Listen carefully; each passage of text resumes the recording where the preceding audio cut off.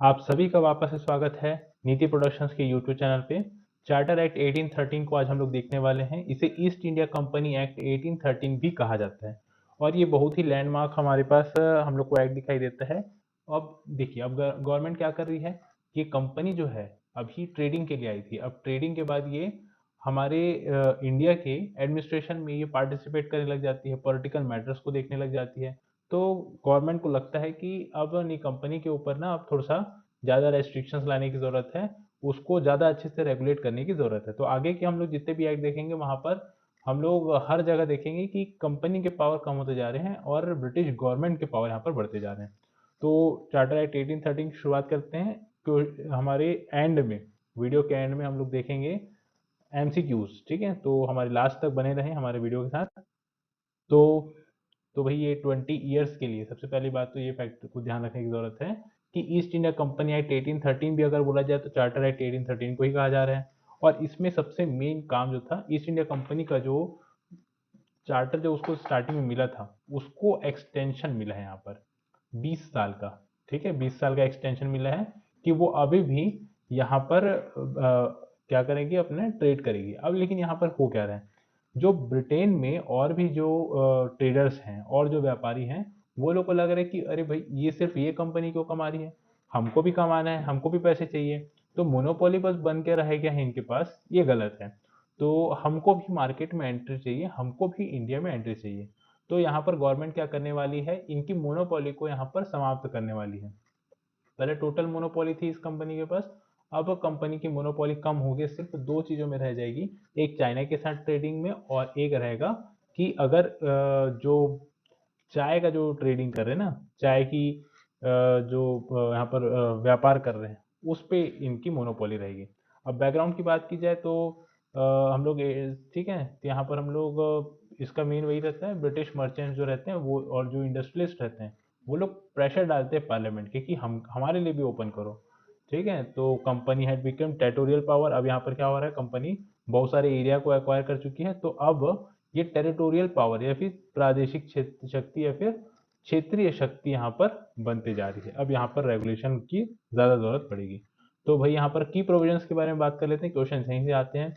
End of trade monopoly, trade monopoly खत्म हो गया, यहाँ पर व्यापार एक अधिकार को यहाँ पर खत्म कर दिए। दो चीज में ये लोग को अभी भी लेकिन मोनोपोली रहेगा। एक तो चाय का व्यापार करना है तो उसमें इनको मोनोपोली मिलेगा, और अगर चाइना के साथ ट्रेडिंग करनी है, चाइना के साथ अगर व्यापार करना है तो उसमें मिलेगा इनको monopoly. Companies political control continued. ठीक है, अब पॉलिटिकल जो पावर कंपनी का अपने इंडिया के एरिया में ये लोग बना के रखे हैं, पॉलिटिकली एक्टिव हैं, उसको कंटिन्यू रखने बोले। ये कब एंड होगा, जब 56 में 57 में रिवोल्ट हुआ।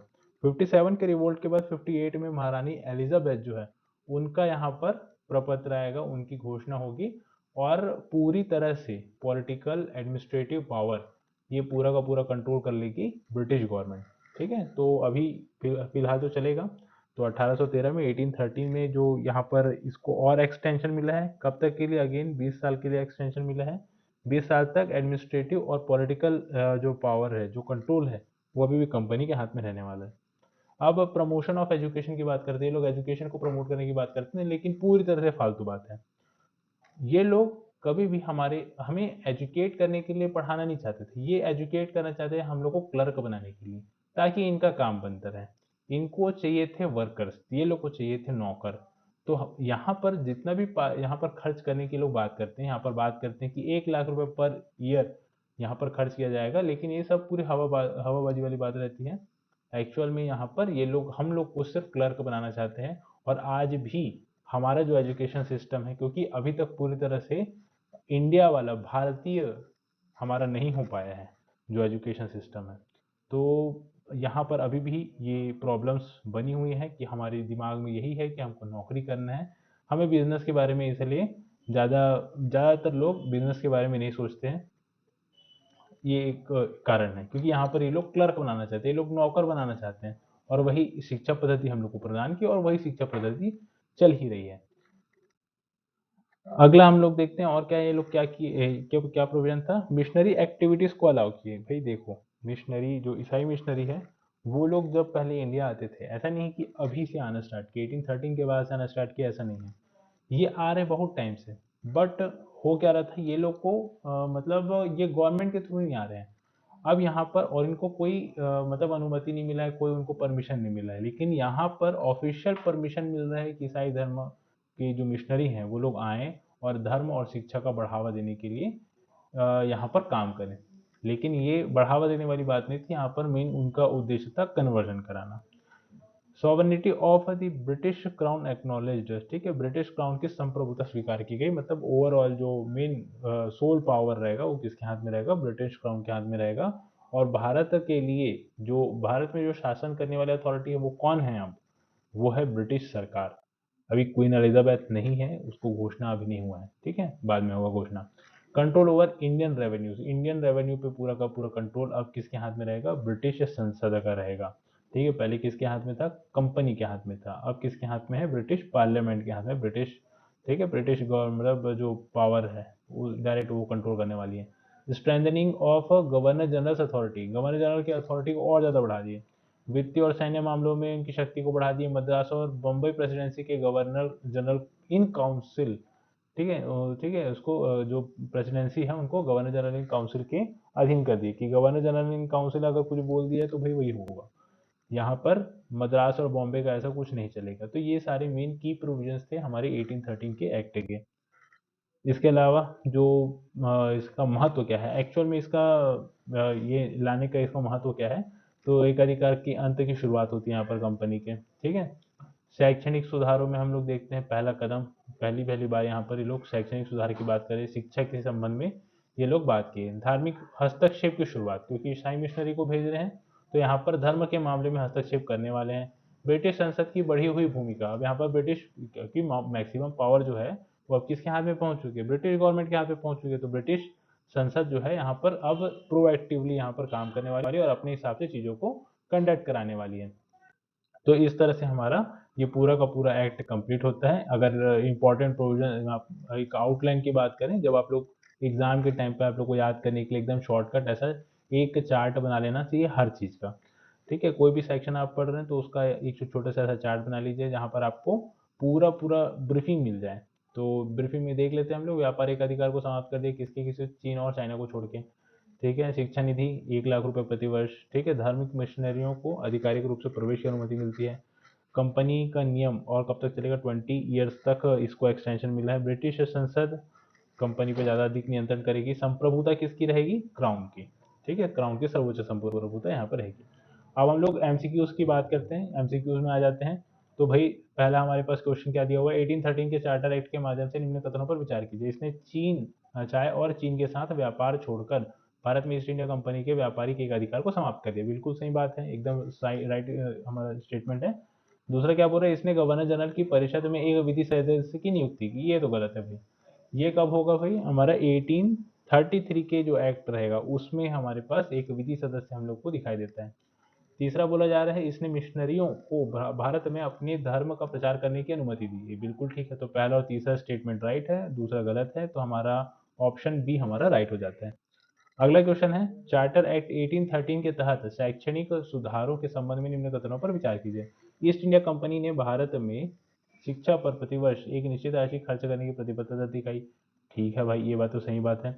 इसने भारतीय शहरों में विश्वविद्यालय स्थापित की, ये तो गलत है, विश्वविद्यालय स्थापित नहीं किए। विश्वविद्यालय कब स्थापित होगा, 1856 के जो ठीक है 1856 के अंडर स्थापित होने वाला 3 जगह, जो 3 प्रेसिडेंसी सिटीज हैं हमारे पास, 3 प्रेसिडेंसी सिटी कौन कौन सी हैं, कलकत्ता, मद्रास और बॉम्बे। ये 3 जगहों पे यूनिवर्सिटी खोलने की बात की जाती है 1856 में, और 57 में भी खोला जाएगा। तो ये वाला 1813 के कॉन्टेक्स्ट में तो गलत है। तीसरा बोल रहा है इसने पश्चिमी ज्ञान और शिक्षा को बढ़ावा देने पर जोर किया है, बिल्कुल सही बात है। तो पहला और तीसरा राइट है, ऑप्शन नंबर बी हमारा सही होगा। अगला है हमारे पास चार्टर एक्ट 1813 के बारे में निम्न कथनों पर विचार कीजिए। इसने ईस्ट इंडिया कंपनी के चार्टर को 20 वर्षों के लिए नवीनीकृत किया। तो भैया ये तो हमारे पास नवीनीकृत किया, ये तो गलत हो जाएगा। हमारे पास 20 वर्षों के लिए ये एक्सटेंशन मिला है, नवीनीकृत तो नहीं किया गया है, ठीक है। दोनों वर्ड ठीक है शब्दों के फेर से पूरे के पूरे अर्थ बदल जाते हैं। तो नवीनीकरण नहीं हुआ है यहाँ पर, एक्सटेंशन हुआ है, ठीक है। तो अगला है हमारा, इसने भारत में सभी व्यापार पर कंपनी के एक अधिकार को समाप्त कर दिया, ये गलत बात है भाई। हम लोग को चीन और चाइना पे मिला है, ठीक है, सॉरी चाय और चाइना पे। तीसरा स्टेटमेंट क्या दिया है, इसने गवर्नर जनरल को सभी प्रेसिडेंसियों में अधिक विधायी अधिकार दिए। गवर्नर जनरल को नहीं, गवर्नर जनरल इन काउंसिल को दिया है। तो हमारे पास तीसरा स्टेटमेंट भी हमारा रॉन्ग हो जाता है। तो हमारे तीनों ही स्टेटमेंट गलत हैं। तो कौन सा सही है पूछ रहा है ना, यहाँ पर देखेंगे सही है पूछ रहा है कि गलत है पूछ रहा है, तो सही है को पूछ रहा है ना। तो हमारा यहाँ पर राइट आंसर होगा ऑप्शन नंबर डी, उपरोक्त में से कोई नहीं, क्योंकि तीनों ही स्टेटमेंट गलत है। अगले क्वेश्चन में चलते हैं। चार्टर एक्ट 1813 ने निम्नलिखित में से कौन सा में से क्या नहीं किया? ईस्ट इंडिया कंपनी के व्यापार एकाधिकार को सभी प्रकार से समाप्त करना, ये तो गलत है हमारे पास, ठीक है। अच्छा ये, हाँ ये तो नहीं किया है, ठीक है। शैक्षणिक गतिविधियों के लिए धन उपलब्ध कराना, ये तो किया है। तीसरा क्या बोल रहे हैं, मिशनरियों को भारत में स्वतंत्र रूप से काम करने की अनुमति देना, ये भी किया है। तो ये दोनों किया है, और यहाँ पर क्या पूछ रहे हैं, नहीं किया है पूछ रहे हैं। तो हमारा ये दोनों ही स्टेटमेंट उस हिसाब से गलत हो जाएगा। हमारा पहला स्टेटमेंट बस राइट है, तो हमारा राइट आंसर होगा ऑप्शन नंबर ए। और आज का लास्ट क्वेश्चन, चार्टर एक्ट 1813 में शासन परिवर्तनों के बारे में निम्न कथनों पर विचार कीजिए। इसने गवर्नर जनरल की परिषद में एक स्थायी विधि सदस्य का पद सृजित किया, तो ये गलत है भाई।